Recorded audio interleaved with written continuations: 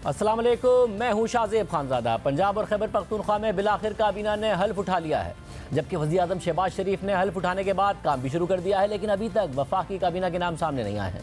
वज़ीर ख़जाना कौन होगा, इस हवाले से मुसलसल क़यासराइयाँ तो हो रही हैं। इसहाक डार को वज़ारत ख़जाना ना देने की खबरें भी आ रही हैं। कल हमारे प्रोग्राम में नून लीग के रहनुमा मुसद्दिक मलिक ने भी इस बात का इशारा दिया कि इसहाक डार की तबीयत ठीक नहीं है और वज़ारत ख़जाना दिन रात का काम है। साथ ही उन्होंने वज़ीर ख़जाना के ओहदे के लिए गर्दिश करने वाले नाम मारूफ बैंकर मोहम्मद औरंगज़ेब के हवाले से भी इशारा दिया कि उन्हें मुआशी टीम में कलीदी किरदार मिलेगा। इसके अलावा दीगर कलमदानों के लिए भी मुख्तलिफ नाम गर्दिश कर रहे हैं, लेकिन हतमी ऐलानात सामने नहीं आए हैं। साथ ही 2 दिन बाद यानी 9 मार्च को सदारती इंतखाब होने जा रहा है और इसके फ़ौरन बाद सेनेट के इंतखाबात होंगे। मगर इस सबसे पहले तहरीक इंसाफ को एक और धचका लगा। इलेक्शन कमीशन ने सुन्नी इत्तेहाद काउंसिल की मखसूस नशिस्तें दीगर जमातों को देने का फैसला दिया, मगर आज पेशावर हाई कोर्ट ने इस हवाले से तहरीक इंसाफ को आर्जी रिलीफ दे दिया है और इन मखसूस नशिस्तों पर कल तक हल्फ रुकवा दिया है। इस फैसले पर भी बात करेंगे, लेकिन आज इमरान खान ने एक दफ़ा फिर अडियाला जेल में समाअत के दौरान सहाफ़ियों से गैर रस्मी गुफ्तगू की है और कल कोर कमांडर्स कॉन्फ्रेंस के एलामिये में सामने आने वाली बातों का जवाब दिया है। इमरान खान ने कहा है कि मैं कोर कमांडर्स कॉन्फ्रेंस एलामिये की तायीद करता हूँ। 9 मई के वाक़यात में मुलविस मुल्ज़िमान को कड़ी से कड़ी सज़ा मिलनी चाहिए। 9 मई के वाक़यात पर कमीशन बनना चाहिए और CCTV वीडियोस निकाली जाए। इमरान खान ने मजीद कहा कि इलेक्शन कमीशन ने हमारी मखसूस नशिस्तें छीन कर जमहूरियत की धज्जियाँ उड़ाई। PTI को मखसूस नशिस्तें ना देकर हमारी ख़वातीन से ज़्यादती की गई। इलेक्शन में धांधली इलेक्शन कमीशन ने की है। हम फ़ौज के खिलाफ नहीं हैं और ना ही तसादुम चाहते हैं। हम इलेक्शन में धांधली के खिलाफ पुरअमन एहतजाज करना चाहते हैं। इमरान खान ने यह भी कहा कि IMF को ख़त इसलिए लिखा क्योंकि सियासी इस्तेहकाम के बगैर मुआशी इस्तेहकाम मुमकिन नहीं है। हमारा 70% पैसा कर्जे उतारने में चला जाता है। 8 फरवरी से किसी ने मुझसे रब्ता नहीं किया। मुझे मालूम है कि मुझसे रब्ता क्यों नहीं किया गया, लेकिन बताना नहीं चाहता। हमारी पार्टी फ़ौज के खिलाफ नहीं है। इमरान खान इलेक्शन कमीशन पर एतराज़ात उठा रहे हैं और कह रहे हैं कि इलेक्शन कमीशन ने हमारी मखसूस नशिस्तें छीन कर जमहूरियत की धज्जियाँ उड़ाई हैं। तहरीक इंसाफ इस मामले को अदालतों में भी ले गई है और आज पेशावर हाई कोर्ट से तहरीक इंसाफ को आर्जी रिलीफ भी मिल गया है, जिसके तहत सुन्नी इत्तेहाद काउंसिल के हिस्से की मखसूस नशिस्तों पर इलेक्शन कमीशन के फैसले के बाद कामयाब करार दिए गए दीगर जमातों के उम्मीदवारों को हल्फ उठाने से रोक दिया गया है। अदालत ने कल तक हुक्म इम्तना जारी करते हुए स्पीकर कौमी असम्बली से कहा है कि वो इन अराकीन से हल्फ ना लें। इसके अलावा पेशावर हाई कोर्ट के 2 रुकनी बेंच ने 6 सवालात उठाते हुए लार्जर बेंच बनाने के लिए मामला chief justice Peshawar high court को भिजवा दिया है। साथ ही अटॉर्नी जनरल और एडवोकेट जनरल खैबर पख्तूनख्वा को मामलत के लिए नोटिस जारी कर दिए हैं। अदालत ने जो 6 सवालात उठाए हैं उनके मुताबिक क्या इस अदालत के पास मज़कूरा केस सुनने का दायरा इख्तियार है, क्या दरख्वास्त गुजार के पास इस पटिशन को फाइल करने का कानूनी हक है, क्या दरख्वास्त गुजार आइन और इलेक्शन एक्ट की मुतल्लिका शिकों के मुताबिक ख़वातीन और अक़लियतों की मखसूस नशिस्तों का कोटा हासिल करने का हकदार है, क्या किसी सियासी जमात की जानिब से ख़वातीन और अक़लियतों की मखसूस नशिस्तों की फहरिस्त जमा ना करवाने की खामी का कानून के तहत मदावा किया जा सकता है, क्या कौमी असम्बली में ख़वातीन और अक़लियतों की मखसूस नशिस्तें खाली रखी जा सकती हैं या जीती हुई नशिस्तों के तनासुब से सियासी जमातों में तकसीम की जा सकती हैं, क्या इलेक्शन कमीशन ने आइन की शिक 51(6) के साथ साथ इलेक्शन एक्ट की शिक 104 और इलेक्शन रूल्स के रूल 92 और 94 को गलत समझा है और उनकी गलत तशरीह की है। पेशावर हाई कोर्ट ने ये 6 बुनियादी सवाल उठाए हैं और उनका जवाब तलाश करने के लिए chief justice Peshawar high court से लार्जर बेंच की तश्कील का कहा और मामलत के लिए अटॉर्नी जनरल और एडवोकेट जनरल खैबर पख्तूनख्वा को भी नोटिस भिजवा दिया। मगर साथ ही साथ इलेक्शन कमीशन के फैसले के बाद नून लीग, पीपल्स पार्टी, MQM और JUI समेत जिन पार्टियों में सुन्नी इत्तेहाद काउंसिल के हिस्से की नशिस्तें बांट दी गई हैं उनका हल्फ भी कल तक रुकवा दिया है, जिसके बाद chief justice Peshawar high court ने 5 रुकनी बेंच तश्कील दे दिया है। जबकि तहरीक इंसाफ ने मखसूस नशिस्तों के मामले को लाहौर हाई कोर्ट और सिंध हाई कोर्ट में भी चैलेंज करने का ऐलान कर दिया है। आज इस हवाले से ऐलान करने के साथ साथ chairman PTI barrister Gohar Khan ने मजीद कहा कि इमरान खान की हिदायत के मुताबिक कौमी असम्बली में उमर अयूब अपोजिशन लीडर होंगे। उमर अयूब अपोजिशन लीडर होंगे और ज़राए से ये भी खबर सामने आई है कि इमरान खान ने चेयरमैन पब्लिक अकाउंट्स कमेटी के लिए शेर अफजल मरवत को नामजद कर दिया है। सिर्फ यही नहीं, आज तहरीक इंसाफ की जानिब से सेनेट और कौमी असम्बली में इमरान खान और अपने दीगर कैदियों की रिहाई के लिए करारदाद जमा कराई गई है। आज सेनेट में ही खिताब करते हुए तहरीक इंसाफ के रहनुमा फैसल जावेद ने मखसूस नशिस्तें ना मिलने पर तनकीद करते हुए कहा कि PSL की खाली नशिस्तें भी हुकूमती इत्तेहाद ले लें। रिजर्व सीट्स जो कि तहरीक इंसाफ का हक बनता है, लेकिन तहरीक इंसाफ की या सुन्नी इत्तेहाद कौंसिल की जायज सीटें ना सिर्फ वो रोकी गई बल्कि इनको दूसरी पार्टीज को वो किस कानून के तहत दे दी गई है। मैचेस हो रहे हैं PSL के, वहां पे जो खाली निशस्तें हैं वो भी आप ले लो। पूरी दुनिया में इस साल बेशतर ममालिक में इलेक्शंस हो रहे हैं, ठीक ठाक सीटें मिल सकती हैं। आप अव्वल तो आपने मैंडेट चोरी किया है। 180 सीटें नेशनल असेंबली की तहरीक इंसाफ ने जीती हैं। उसके बाद आपने क्या किया, सिर्फ 90 सीटें और आपने सीटें चुराई और उसके बाद फिर रिजर्व सीट भी चोरी। फॉर्म 45 जो अपलोड हुए हैं कल, वो सारी कहानी बता रहे हैं कि ओरिजिनल क्या है और फेक क्या है। तो हम आज पेशावर हाई कोर्ट के फैसले के बाद तहरीक इंसाफ को आर्जी रिलीफ मिला है। अब कल तक कौमी असम्बली में 23 मखसूस नशिस्तों पर हल्फ नहीं लिया जा सकेगा, जिनमें नून लीग को 16, पीपल्स पार्टी को 5, जबकि MQM और JUI को एक नशिस्त मिली थी। अहम बात यह भी है कि इलेक्शन कमीशन ने नशिस्तों पर नोटिफिकेशन जारी कर दिए थे तो हुक्मरान इत्तेहाद को कौमी असम्बली में 2/3 अक्सरियत मिल गई थी।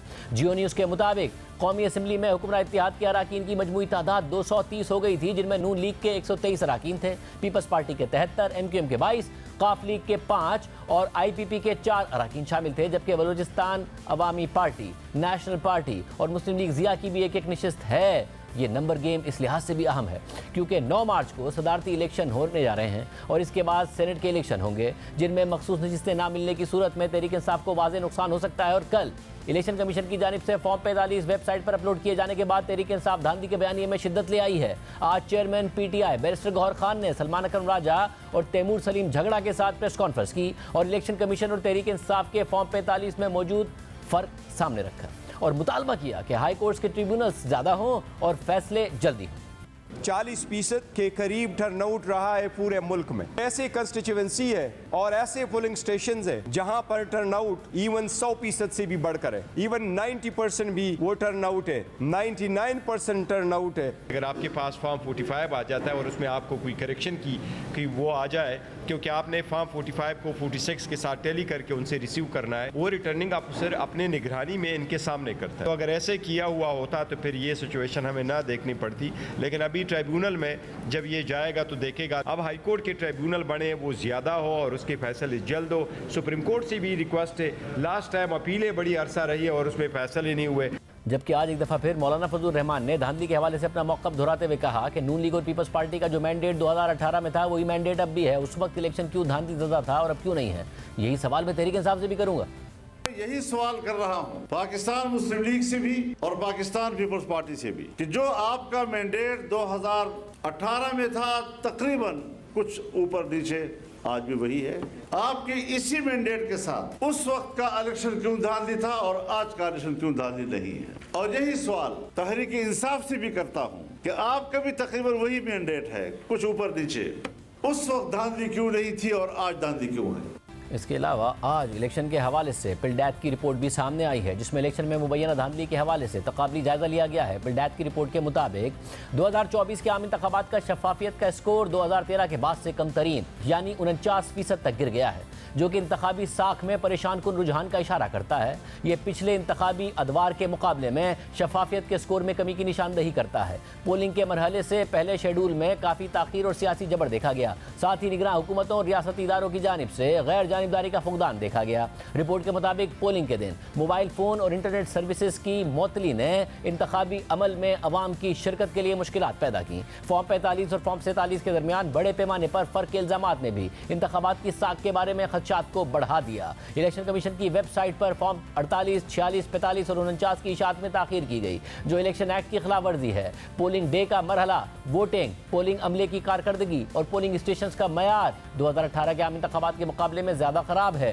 रिपोर्ट के मुताबिक मजमूई तौर पर आम इंतखाबात 2024 के मयार ने 49% स्कोर किया है। यह स्कोर न सिर्फ 50% से कम है बल्कि पिछले 2 इंतखाबात के स्कोर से भी कम है। वोटों की गिनती, नताइज मुरत्तिब करना, ट्रांसमिशन, आर्जी नताइज का ऐलान और इंतखाबात के बाद के अमल को सबसे कम 40% स्कोर मिला। इसके बाद पिलडैत ने सिफारिश की है कि इलेक्शन कमीशन 2024 के आम इंतखाबात में होने वाली बेज़ाब्तियों की मुकम्मल और गैर जानिबदाराना तहकीकात करे। पंजाब में 2018 के आम इंतखाबात के बाद बनाए गए 8 के मुकाबले में सिर्फ 2 इलेक्शन ट्रिब्यूनल्स बनाए गए हैं। इस पर तशवीश है। इससे जाहिर होता है कि इस बार इंतखाबी दरख्वास्तों के फैसले में ज़्यादा ताख़ीर मुतवक्के है। इसलिए इलेक्शन ट्रिब्यूनल्स की तादाद में इजाफा किया जाए ताकि दरख्वास्तों का फैसला 180 दिनों की कानूनी डेडलाइन के अंदर किया जा सके। यह इलेक्शन ट्रिब्यूनल्स के अलावा आम इंतखाबात 2013 के तहकीकात के लिए बनाए गए कमीशन की तरह इंक्वायरी कमीशन तश्कील दिया जाए। इस हवाले से कौमी असम्बली और सेनेट सोच समझकर फैसला करें। एक तरफ इलेक्शन में मुबैना धांधली के हवाले से मुसलसल सवालात उठ रहे हैं तो दूसरी तरफ वफाक में काबीना की तश्कील का मरहला खबरों में है। मुख्तलिफ इदारतों के लिए मुख्तलिफ नाम सामने आ रहे हैं। जियो न्यूज़ के ज़राए के मुताबिक वज़ीर आज़म ने काबीना की तश्कील पर मुशावरत मुकम्मल कर ली है। मारूफ बैंकर मोहम्मद औरंगजेब को मुआशी टीम का सरबराह बनाने का इम्कान है, जबकि इसहाक डार को वज़ीर ख़ारजा बनाए जाने का इम्कान है। इसके अलावा ख्वाजा आसिफ को वज़ीर दिफा, एहसन इकबाल को वज़ीर मनसूबाबंदी और निजकारी और अता तारड़ को वज़ीर इत्तलात और नशरियात बनाया जा सकता है। अमीर मकाम को वज़ारत आबी वसाइल, मुसद्दिक मलिक को वज़ारत पेट्रोलियम, MQM के मुस्तफ़ा कमाल को साइंस और टेक्नोलॉजी, फैसल सब्जवारी को पोर्ट्स एंड शिपिंग और फारूक सत्तार को ओवरसीज़ पाकिस्तानियों की वज़ारत दी जाएगी, जबकि राना सनाउल्लाह को मामले ख़ुसूसी बराए दाखिला का कलमदान दिया जा सकता है। इस पूरी सूरत हाल पर बात करने के लिए हमारे साथ अता तारड़ साहब खुद मौजूद होंगे, जिन्हें वज़ीर इत्तलात बनाए जाने की खबरें सामने आ रही हैं, जबकि आज जो इत्तलात सामने आई हैं, कल कोर कमांडर्स कॉन्फ्रेंस का एलामिया और फिर आज इमरान खान पर उस पर बयान और दीगर खबरों पर हम पहले बात करेंगे। सीनियर साथी सलाहकार उमर चीमा साहब हमारे साथ मौजूद। उमर चीमा साहब, बहुत शुक्रिया मुझे ज्वाइन करने के लिए। ज़ाहिर है पहले नज़र आया इमरान खान साहब की तरफ से, चाहे गंडापुर साहब को चीफ मिनिस्टर खैबर पख्तूनख्वा बनाना हो या फिर अचकज़ई साहब का नाम सदारत के लिए देना हो, सदारत के उम्मीदवार के तौर पर, वो भी उस वक्त जब उन्होंने एक सख्त तकरीर की और खोसा साहब ने आके बताया, लतीफ़ खोसा साहब ने, कि उस तकरीर से पहले उन्हें बता दिया गया था कि वो सदारत के उम्मीदवार होंगे। मगर फिर एक सख्त एलामिया आता है और इमरान खान कह रहे हैं कि हम फौज के खिलाफ नहीं हैं। क्या कहीं ना कहीं मामलात चल भी रहे हैं, कुछ बैकडोर चल रहा है या कुछ हो नहीं रहा है और मामलात खराबी की तरफ ही जा रहे हैं? देखिए, मुझे नहीं लग रहा कि उनके को मामला चल रहे हैं और इसलिए वो बाज़ का कंफ्यूजिंग सिग्नल देते हैं और उसकी एक वजह अपने जो फॉलोअर्स हैं, अपने जो सपोर्टर्स हैं, उनको भी पुरुमीद रखना है कि हमारे मामला चल रहे हैं, या कोई इस तरह से बातें आ गई कि इमरान खान जो है वो उनको जल्द ही रिहा कर दिया जाएगा। अभी अली अमीन गंडापुर जो है उन्होंने भी इस तरह की बात की है, और भी लोगों ने कोई ऐसे इशारे दिए हैं। लेकिन मुझे ये आइडिया है कि पिछले दिनों कोई एक अहम कोई एक रिटायर्ड कोई जनरल साहब थे, उन्होंने कोई इस तरह के इशारे दिए तो उनको फौज की तरफ से काफी उनकी सुबकी हुई है। किसी ने दिया हुआ है, क्योंकि बाज़ का ये भी होता है कि जब कोई रिटायर्ड जनरल बात करता है तो तासर ये लिया जाता है कि जैसे इनका कोई दरमियान में कोई मेडिएशन करा रहे हैं, कोई इस तरह का रोल है। तो खान साहब जो हैं वो एक तरफ एक कदम पीछे हटते हैं और 2 कदम वो आगे भी बढ़ा रहे हैं और ओवरऑल एक बड़ी एक कंफ्यूज किस्म की पॉलिसी है उनकी, कि जिसमें अब ये देखें कि जिस तरह उन्होंने 9 मई की भी बात की है, अब खान साहब पहले खुद ये बात कर चुके हैं कि 9 मई को जो मेरे साथ हुआ है या जो मेरी जो गिरफ्तारी हुई थी, तो मेरे फॉलोअर वो इस तरह ना करते तो क्या करते, या रेंजर्स जिन्होंने गिरफ्तार किया था उनका ताल्लुक फौज से नहीं था। अब जो है वो कहते हैं जी कि उनको उन लोगों को उनकी निशानदेही कीजिए कि कौन लोग हैं, ऐसे जैसे इनका कोई बिल्कुल ताल्लुक नहीं है। तो ये एक कन्फ्यूजन क्रिएट करते हैं और ताकि जो असल चीज़ है या एक फैसला करने का इख्तियार है वो उनके अपने पास ही रहे और उनके लोग जो हैं वो मायूस भी ना हों, उनको ये लगे जी कि खान साहब आ जाए, कल आए। मेरे लिए सरप्राइज होगा कि कोई ऐसा कोई बड़ा उनका कोई राब्ते वाली को बात चल रही है। एज ऑफ टू डेट कोई ऐसी है नहीं, और ना ही जो मौजूदा क़यादत है और उनका भी कोई राब्ते करना इनके साथ इतना आसान काम नहीं है। सब अब एक ऐसी सूरत हाल में जिसमें एक नज़र ज़रूर आ रहा है कि तहरीक इंसाफ में इलेक्शन के बाद एक नया कॉन्फिडेंस आया है, इस एतराज़ के बावजूद कि उन्हें उनकी सीटों से महरूम किया गया, इस प्रोटेस्ट के बावजूद कि इलेक्शन कमीशन ने भी जो है उन्हें रिजर्व सीटों से महरूम किया, एक नया कॉन्फिडेंस नज़र आता है कि जिसमें वो कहीं ना कहीं 2 कदम आगे जाने को भी तैयार हैं। उनकी तकारीर से भी ये बात नज़र आती है। पहले ज़ाहिर है वो कहते थे हमसे कोई भी बात करे, हमारे से बात करने को तैयार हैं, अब वो बात शुरू हो गई है कि नहीं जी ये तो चोर हैं, इनसे हम बात नहीं करेंगे। तो आपको लग रहा है कि जो नया कॉन्फिडेंस है, जो बहरहाल इलेक्शन के बाद उन्हें वोटों की सूरत में नज़र आया है, वो कमज़ोरी दूसरी तरफ लेकर आएगा? माजी में हमने देखा ज़रूर है कि जो इलेक्शन होते हैं उसके अलावा जो पब्लिक प्रेशर होता है वो दूसरी तरफ कमज़ोरी लेकर आता है। देखिए ओवरऑल जो ये बात दुरुस्त है कि इलेक्शन ने उन्हें एक नया कॉन्फिडेंस दिया है, पीटीआई को एक नई जिंदगी मिली है। पीटीआई को बहुत सारे लोग एक तरह से राइट ऑफ कर चुके थे कि उनका एक फ्यूचर नहीं है, लेकिन इलेक्शन में उन्होंने ये साबित किया है कि जहां तक पॉपुलर पॉलिटिक्स का ताल्लुक है तो इमरान खान रेलिवेंट हैं। जहां तक पावर पॉलिटिक्स का ताल्लुक है तो वो उसमें मुझे कमजोर होते हुए नजर आ रहे हैं। अभी ये जिस तरह ये मखसूस नशिस्तों का मामला है, मुझे नहीं लगता कि इनकी फेवर में ये फैसला आएगा। बेशक पेशावर हाई कोर्ट से होता हुआ आगे सुप्रीम कोर्ट में जाएगा, तो किस जवाब, कौन सा जवाब फराहम किया जाएगा कि जिसके तहत इन्हें सीटें मिलेगी, ये वक्त तय करेगा। लेकिन नजर ऐसे आ रहा है कि जैसे अब जो सदारत की कुर्सी है वो उसमें जरदारी साहब फायज हो जाएंगे, बाकी जो अहम ओहदे हैं उधर भी या नून लीग होगी या पीपल्स पार्टी वाले होंगे। तो या वो जो करने की कोशिश करेंगे वो एजिटेशन की पॉलिटिक्स है। लेकिन जिस अंदाज में पहले वो कर पा रहे थे 9 में से पहले, क्या अभी उनको वो चांस दिए जाएंगे, ये मुझे नजर नहीं आता। लिहाजा इनका इलेक्शन जो है ना, प्रोटेस्ट बड़ा कंट्रोल प्रोटेस्ट होगा।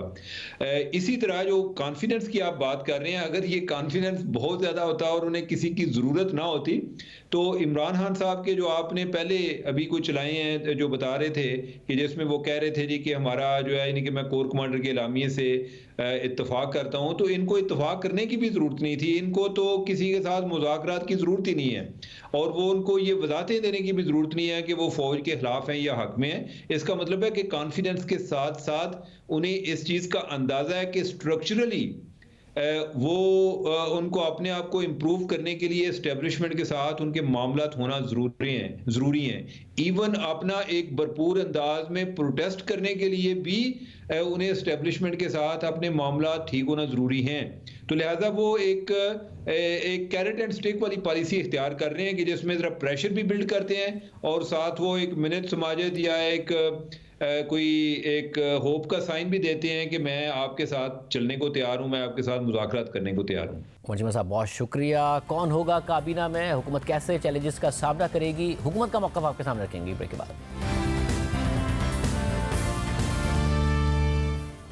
प्रोग्राम में दोबारा खुशामदीद नाजरीन। अता तारड़ साहब हमारे साथ मौजूद हैं जो इस वक्त तक हर इजलास में भी शरीक हो रहे हैं और मुमकिन तौर पर इंफॉर्मेशन मिनिस्टर के लिए उनका नाम आ रहा है। अता तारड़ साहब बहुत शुक्रिया मुझे ज्वाइन करने के लिए। कंफर्म कीजिएगा आप इंफॉर्मेशन मिनिस्टर बनने जा रहे हैं और साथ में ये भी कंफर्म कीजिएगा कि बाकी वुज़रा के नाम क्यों नहीं अनाउंस हो रहे हैं जब शहबाज शरीफ साहब खुद कह रहे हैं कि जी फौरी तौर पर काम पर लगना है और मुल्क को मसाइल से निकालना है। जी देखिए, एक तो शहबाज शरीफ साहब ने चार्ज संभालते ही तकरीबन रोज़ मईशत के हवाले से कोई ना कोई मीटिंग की है। आज भी एफबीआर के रिफॉर्म्स पे, पीआईए की निजकारी पे मीटिंग की गई, कल भी की, परसों भी की। जो बारिश से मुतासर इलाके हैं उनका दौरा भी कर रहे हैं, कल गवादर गए, आज पेशावर गए।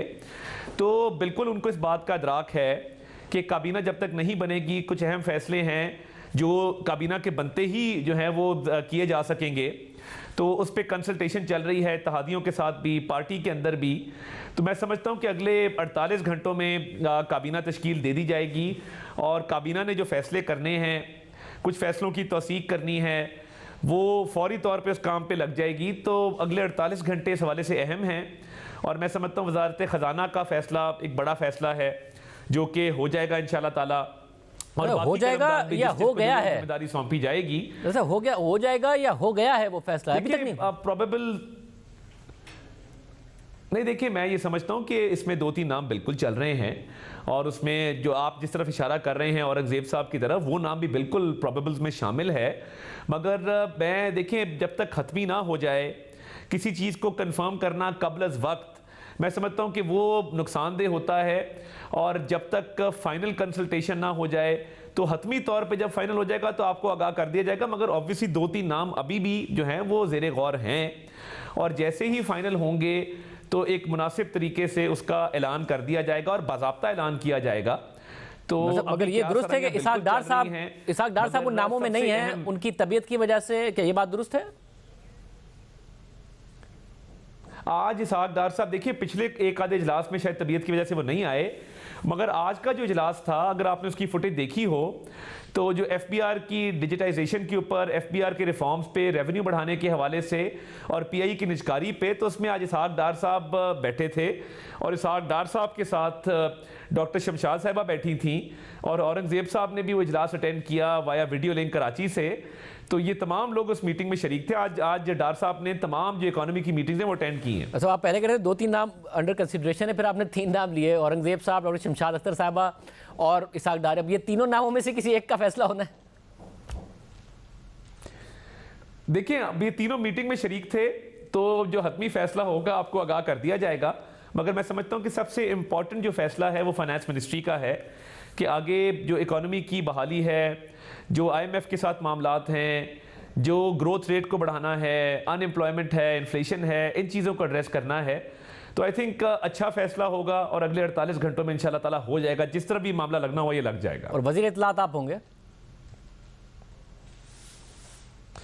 देखिए इसकी भी प्रोबेबिलिटी मौजूद है। अब मरियम औरंगजेब साहिबा के पंजाब जाने के बाद यहाँ पे जो इत्तलात का काम है वो बाय डिफ़ॉल्ट मैं ही देख रहा हूँ। तो पार्टी ने जो फैसला किया, मैं पार्टी के हर फैसले पे हमेशा सर तस्लीम खम रहा हूँ और पार्टी के अंदर अपनी राय का इजहार ज़रूर करते हैं, खुल के करते हैं और कई दफ़ा जो एक कंस्ट्रक्टिव क्रिटिसिज्म होता है वो भी करते हैं। पार्टी ने अगर ये जिम्मेदारी दी तो बिल्कुल इसको कबूल करेंगे। पार्टी ने कोई और जिम्मेदारी दी, पार्टी के ज़हन में कोई और कलमदान मेरे लिए हुआ या पार्टी ने कोई और फैसला किया, तो मैं ये समझता हूँ कि इसको खुशदिली से कबूल किया जाएगा, मगर इसकी प्रोबेबिलिटी अपनी जगह बिल्कुल मौजूद है। और एमकेएम के साथ मामला तय पा गए? ये खबर दुरुस्त है कि 3 वजारतें आप उन्हें दे रहे हैं, एक ओवरसीज पाकिस्तानी, एक साइंस एंड टेक्नोलॉजी और एक पोर्ट्स एंड शिपिंग? देखिए एमकेएम के साथ हमारी एक हतमी नशिस्त कल होनी है और कल शाम एक हमारे इत्तेहादी पार्टियों का एक डिनर भी होने जा रहा है जिसका एजेंडा सदारती इलेक्शन है जो 9 तारीख को होना है। तो कल वज़ीर आज़म हाउस में वज़ीर आज़म की सदारत में तमाम इत्तेहादी पार्टीज़ का एक इशाइया है और इंशाल्लाह ताला उसमें एमकेएम भी शरीक होगी और एमकेएम के साथ एक बैठक कल भी है। तो उसमें मामलात को हतमी शक्ल दे दी जाएगी और मामलात इंशाल्लाह ताला खुश असलूबी से तय पा जाएंगे। एमकेएम हमारी एक फितरी इत्तेहादी पार्टी है और हमेशा उनके साथ एक अच्छा इत्तेहाद रहा है, एक इज़्ज़त एहतराम का रिश्ता रहा है।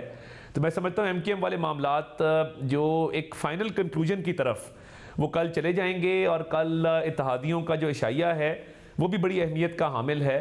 उसमें सदारती इलेक्शन के हवाले से भी हिकमत अमली तय होगी, बातचीत होगी और उससे पहले इंशाल्लाह ताला एमक्यूएम के मामलात को भी किसी तरफ लगा दिया जाएगा। मतलब आज सुबह तक आप लोग कंफर्टेबल 2/3 मेजॉरिटी में आ गए थे अपने इत्तेहादियों समेत, 230 नशिस्तें आपके पास आ गई थी। फिर पेशावर हाई कोर्ट ने जो मखसूस नशिस्तें आपको देने का फैसला है और उसका हल्फ रोक दिया, 16 आपकी, पीपल्स पार्टी की 5, एमक्यूएम और जेयूआईके की एक इजाफी नशिस्त जो उनको मिली थी।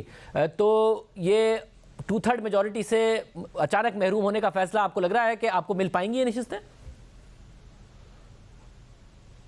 कल पेशावर हाई कोर्ट की हियरिंग है और इसमें हमारे वकला भी पेश होंगे और वो स्ट्रांगली इस केस को आर्ग्यू करेंगे। देखिए जो सुन्नी इत्तेहाद काउंसिल है, अगर आर्टिकल 51(6)D आप आइन का पढ़ें और इलेक्शन एक्ट का सेक्शन 104 पढ़ें तो उसमें ये बात बिल्कुल वाज़ेह है कि मखसूस नशिस्तें ख़वातीन की अक़लियतों की उस पार्टी को जानी है जिसका वजूद पार्लियामेंट के अंदर मौजूद है और आज़ाद अरकान को जो 3 दिन का टाइम दिया जाता है to join a political party, वो उस पॉलिटिकल पार्टी को ज्वाइन कर सकते हैं जो पार्लियामान में मौजूद हो। और देखिए कानून के मुताबिक हर सियासी जमात को पाबंद किया जाता है कि इलेक्शन से पहले आपने मखसूस नशिस्तों की लिस्टें आवेज़ा करनी हैं, पब्लिसाइज करनी है ताकि वोटर अपना डिसीजन उस पे इंतजार करते हुए कर सके। अगर वोटर को आपकी लिस्ट पसंद आए तो आपके हक में वोट दे, ना आए तो वो किसी और पार्टी को वोट दे सके। और लिस्ट जमा कराने की एक आखिरी तारीख भी थी और ख़वातीन को और मखसूस नशिस्त वालों को जो अक़लियत के मेंबर्स हैं उनको भी एक टाइम दिया गया था कि इस शेड्यूल के मुताबिक आपने कागजात नामजदगी दाखिल कराने हैं। अब ना लिस्ट जमा कराई, ना कागजात नामजदगी दाखिल करवाए, ना आज़ाद अरकान ने पार्लियामान के अंदर वजूद रखने वाली जमात को ज्वाइन किया, तो कोई तरीका नहीं है कि तरीके इंसाफ जो आप सुन्नी इत्तेहाद काउंसिल है उसको ये नशिस्तें मिल सकें। इसका आईनी तौर पे, कानूनी तौर पे रास्ता बंद हो चुका और ये भी आइन कहता है कि जो लिस्ट एग्जॉस्ट हो जाए यानी आप किसी वजह से आप ज्यादा सीटें जीत गए हैं, आपकी लिस्ट एग्जॉस्ट हो गई है, मुकम्मल हो गई है, आप इजाफी लिस्ट दे सकते हैं। कोई मेंबर ऐसी सूरत में कर जाए, फैसला नए सिरे से लिस्ट इस वक्त नहीं दी जा सकती। मगर फैसला कल अदालत करेगी। मगर ऐसी सूरत में जिसमें उनसे पहले बल्ले का निशान लिया गया, फिर अपनी पार्टी नहीं ज्वाइन कर सके, फिर उनसे मखसूस नशिस्तें भी ले ली जाएं, फिर वो आप लोगों को दे दी जाएं, दीवार से ही लगा रहे ना एक जमात को, तो वो कैसे आप लोगों के साथ एक मुफाहमती अमल में हिस्सेदार बनेगी? वो तो मज़ाहमती अमल में ही होगी। फिर आप 2/3 मेजॉरिटी के साथ भी स्ट्रगल ही कर रहे होंगे। शाहजेब साहब, कानून का एक असूल है और लॉ का प्रिंसिपल है कि ignorance of law is no excuse. यानी अगर आप कानून से ला इल्म हैं और उसका नुकसान आपको होता है तो ये कोई जस्टिफिकेशन नहीं है, ये कोई वजह नहीं है। आपने इलेक्शन ठीक नहीं कराए अपनी पार्टी के, आपने उसका तरीक़ेकार फॉलो नहीं किया, मखसूस नशिस्तों में आपने कानून को फॉलो नहीं किया। इनका मसला ये है कि माजी में इनको इतनी रियायत मिलती रही है, माजी में इनके साथ एक लाडले वाला सलूक होता रहा है कि उनको आदत पड़ गई है कि कानून की खिलाफ वर्जी भी हो जाए, आइन की खिलाफ वर्जी भी हो जाए, उसके बावजूद वो ये तवक्को रखते हैं कि उनके साथ नरमी बरती जाएगी और उनको वो तमाम मरात या वो तमाम सहूलियात दी जाएंगी जो कानून को अगर फॉलो किया होता तो वो दी जाती। अब कानून की खिलाफ वर्जी करके तो ये सीटें हासिल नहीं हो सकती। निशान का पैरा उन्होंने खुद देना था। निशान का पैरा देखिए हमारे साथ क्या होता रहा। हमारे से जब निशान लिया गया सेनेट के इलेक्शन में, वो तो बिला वजह लिया गया, इन्होंने तो इलेक्शन नहीं कराया।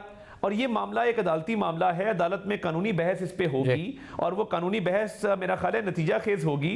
तो हम भी आर्ग्यू करेंगे, ये भी करें, दूध का दूध पानी का पानी हो जाएगा। बहुत शुक्रिया। तो दरअसल की गुफ्तगू आपने सुनी। आज एक और अहम फैसला अदालत से आया है, उसकी तफसीलात आपके सामने रखेंगे ब्रेक के बाद। सुप्रीम कोर्ट ने जुल्फ़िकार अली भुट्टो के ट्रायल से मुताल्लिक अपनी हतमी राय दे दी है और वाज़ेह कर दिया है कि जनरल ज़िया-उल हक के दौर में जुल्फ़िकार अली भुट्टो का जिस तरीके से लाहौर हाई कोर्ट में ट्रायल हुआ और फिर जिस तरीके से उस फैसले के खिलाफ अपील पर सुप्रीम कोर्ट में समाअत हुई, वो फेयर ट्रायल के उसूलों के खिलाफ था।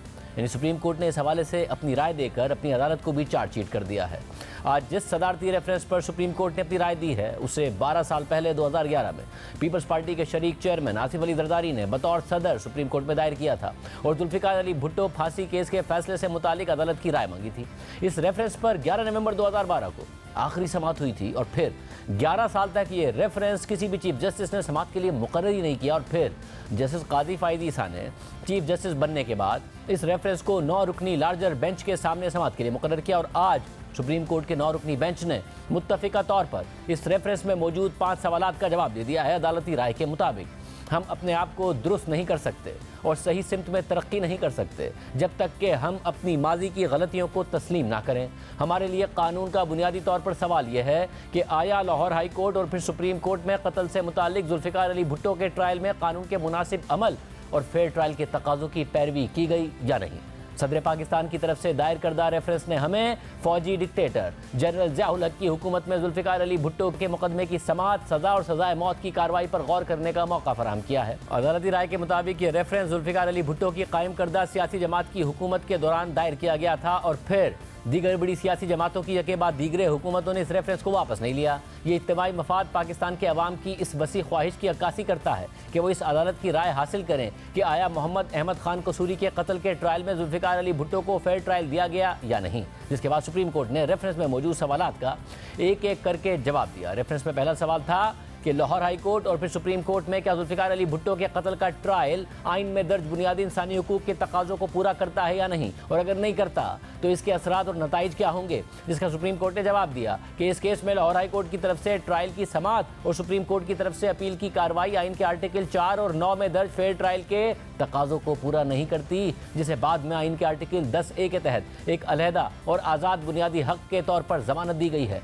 सुप्रीम कोर्ट की राय के मुताबिक आइन और कानून इस फैसले को कलदम करार देने का तरीक़ाकार फराहम नहीं करते जिसके तहत जुल्फ़िकार अली भुट्टो को मुजरिम करार दिया गया और सज़ा दी गई। मज़कूरा फैसले को इस अदालत की तरफ से नज़रसानी की दरख्वास्त मुस्तरद होने के बाद हतमी शक्ल मिल गई है। रेफरेंस के अंदर दूसरा सवाल यह था कि क्या जुल्फ़िकार अली भुट्टो को फांसी की सज़ा देने का सुप्रीम कोर्ट का फैसला अदालती नज़ीर के तौर पर सुप्रीम कोर्ट और तमाम हाई कोर्ट्स पर लागू होगा, जिस पर सुप्रीम कोर्ट ने अपनी राय देते हुए कहा कि रेफरेंस के सवालात उस कानून के उसूल की वजाहत नहीं करते हैं जो इस अदालत ने जुल्फ़िकार अली भुट्टो के मामले में बयान किया है और जिसके बारे में हमारी राय तलब की गई है। लिहाजा इस बात का जवाब नहीं दिया जा सकता कि आया जुल्फ़िकार अली भुट्टो के मामले में बयान करदा कानून के किसी उसूल से पहले ही इख्तलाफ किया जा चुका है या उसे मुस्तरद किया जा चुका है, जिसके बाद सुप्रीम कोर्ट ने रेफरेंस के सवाल नंबर 3 और 5 का एक साथ जवाब दिया। और रेफरेंस में सवाल नंबर 3 ये था कि क्या जुल्फ़िकार अली भुट्टो को सजाए मौत सुनाना मुनसिफाना फैसला था या उनके खिलाफ वाज़ेह जानिबदारी को मद्देनजर रखते हुए ये एक सोचे समझे कत्ल के बराबर है। जबकि 5वां सवाल इस केस में सबूतों और शवाहिद को रिकॉर्ड करने से मुताल्लिक था कि ऐसा हो सकता था या नहीं।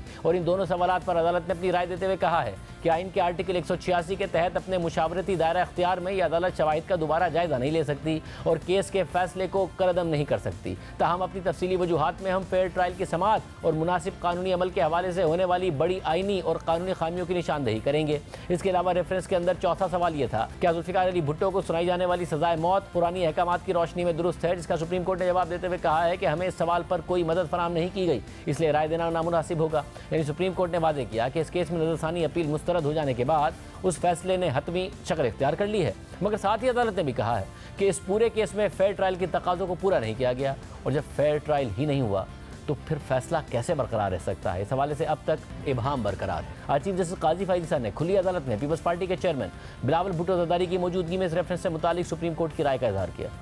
Our opinion is that the late Mr. Zulfikar Ali Bhutto did not get a fair trial and it was not in accordance with the constitution requirement of due process.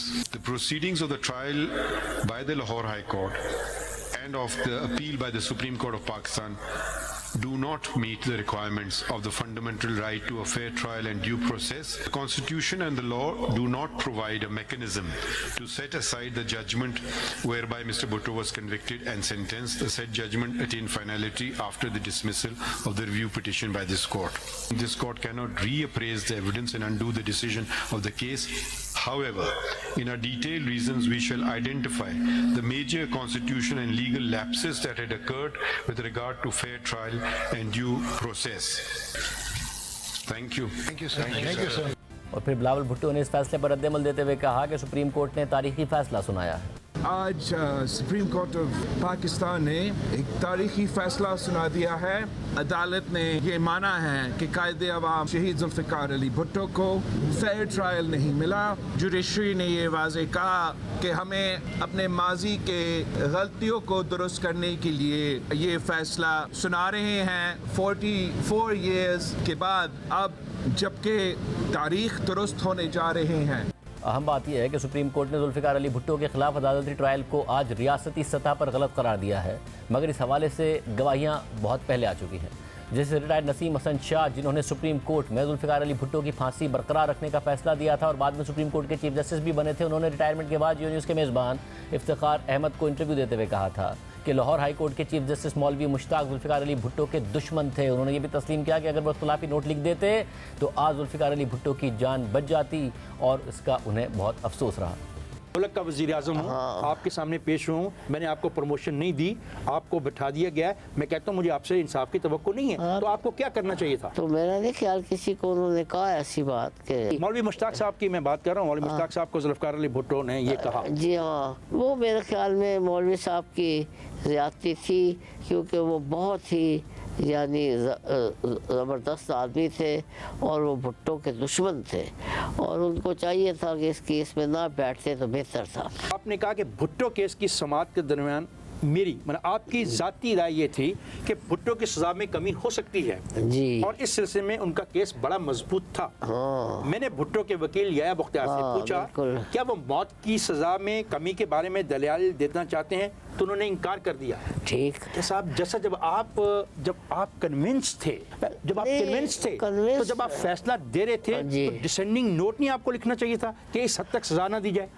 जी हाँ, हो तो सकता था, मगर जब वो जो उनका वकील है वो कहता है मुझे सज़ा की कोई परवाह नहीं, मुझे तो क्विटल चाहिए। मैं समझता हूँ भुट्टो यानी जो है वो सर आप डिसेंडिंग नोट तो दे सकते थे ना, दे तो सकता था, मगर यानी मेरे ख्याल में इसमें कुछ थोड़ी सी हमारी भी कमज़ोरी है और कुछ उसकी या बख्तियार की भी थी, यानी जिद उसने हमें एक किस्म का नाराज़ कर दिया। या मुख्तार ने आपको नाराज़ कर दिया, लेकिन सर आप खुद तस्लीम करते हैं कि ये भुट्टो को ये मिलना चाहिए था, ये बेनिफिट ऑफ डाउट मिलना चाहिए था। हाँ, ये तो अगर इसको आप ज़ाती तौर पे तस्लीम करते हैं जैसा आपने माना, तो अगर आप डिसेंडिंग नोट लिखते थे तो आज पाकिस्तान की तारीख मुख्तलिफ ना होती? पता नहीं मुख्तलिफ होती या नहीं होती, मगर कम से कम उसकी जान बच जाती। और मुझे भी इसका बाद में काफ़ी अफसोस रहा।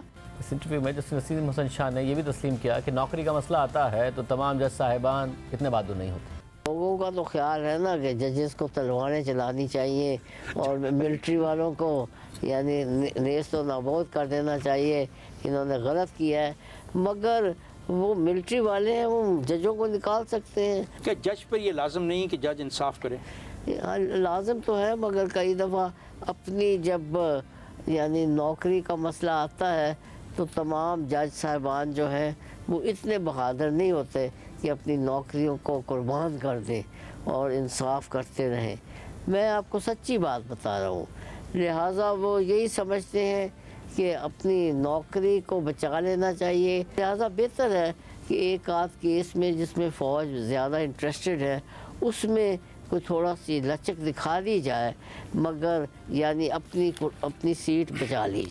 सहाफ़ी असद अली तूर की गिरफ्तारी को 10 दिन हो गए हैं और वो FIA के पास जिस्मानी रिमांड पर हैं, जबकि आज एक बार फिर FIA को असद अली तूर का मजीद 2 दिनों का जिस्मानी रिमांड मिल गया है। पहले असद अली तूर का 5 दिन का जिस्मानी रिमांड दिया गया, फिर इतवार को जुडिशल मजिस्ट्रेट की जानिब से असद अली तूर के जिस्मानी रिमांड में 3 दिनों की मजीद तौसी कर दी गई, जिसके बाद आज उन्हें एक बार फिर डिस्ट्रिक्ट एंड सेशन कोर्ट में पेश किया गया, जहां FIA ने उनके जिस्मानी रिमांड में मजीद तौसी की इस्तदा करते हुए अदालत को बताया कि कवानीन में तरमीम के बाद 30 दिन तक जिस्मानी रिमांड ले सकते हैं। इस पर जुडिशल मजिस्ट्रेट शबीर भट्टी ने उनसे पूछा कि आपने गुज़िश्ता दिनों में क्या तफ्तीश की है। इस पर FIA के प्रोसिक्यूटर ने अदालत को बताया कि तफ्तीश में प्रोग्रेस हुई है। असद अली तूर की बैंक स्टेटमेंट ले ली है, असद तूर से चंद इलेक्ट्रॉनिक डिवाइसेस ली हैं, मजीद बरामद करनी है। इस दौरान असद अली तूर के वकील ने मजीद जिस्मानी रिमांड की मुखालफत करते हुए कहा कि मुलजिम को तहवील में रखना नामुनासिब और गैर कानूनी है। ट्रायल में मालूम होगा कि असद तूर ने क्यों ऐसा बयान दिया। असद तूर के खिलाफ दर्ज मुकदमे में मुद्दई FIA का अफसर है। जिन हजरात की इज्जत नफ्स मजरू हुई उन्हें खुद मुद्दई बनना चाहिए था। असद तूर के खिलाफ जमा की गई रिपोर्ट में एक्स हैंडल का जिक्र ही नहीं है। प्रोसिक्यूशन ने असद तूर के खिलाफ कोई भी सबूत नहीं दिया। असद तूर ने किसको उकसाया, कोई सबूत प्रोसिक्यूशन दिखा दे। खबर और वीलॉग में फर्क रखना चाहिए, तज्जिया देना अलग चीज होती है। असद तूर पर मुकदमे में साइबर दहशतगर्दी की दफा लगाई गई है।